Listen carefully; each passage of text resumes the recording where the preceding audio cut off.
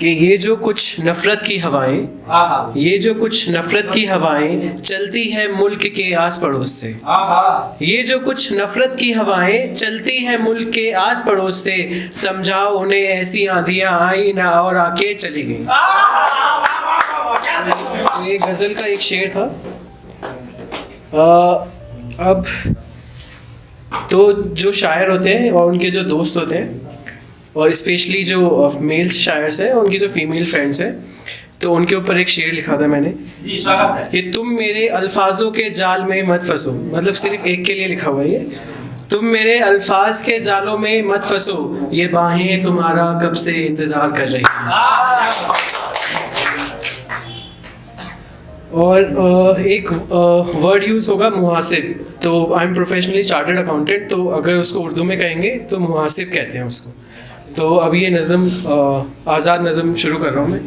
उसके जैसे पैकर की तलाश में मैं बंजारा बन गया, उसके जैसे पैकर की तलाश में मैं बंजारा बन गया, उसकी उम्र भर तलाश कर मैं दीवाना बेबसी की मिसाल बन गया, उसके उम्र भर तलाश कर मैं दीवाना बेबसी की मिसाल बन गया।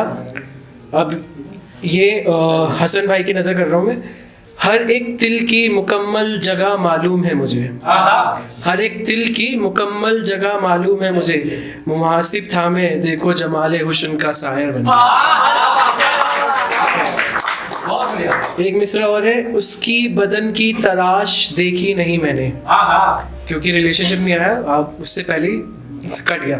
तो उसके बदन की तराश देखी नहीं मैंने, मैं तो उसकी आंखों से ही कत्ल बार बार हो गया। एक झलक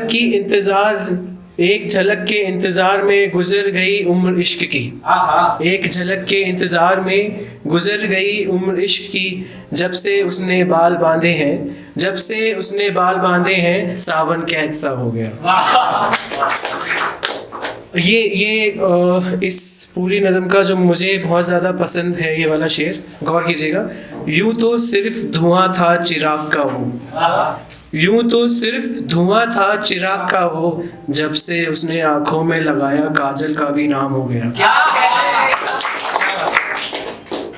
और लास्ट मिसरा है, उसके लबों के इतने सुर्ख होने का राज है, उसके लबों के इतने सुर्ख होने का राज है, जो भी उससे मिला उसका होके रह गया।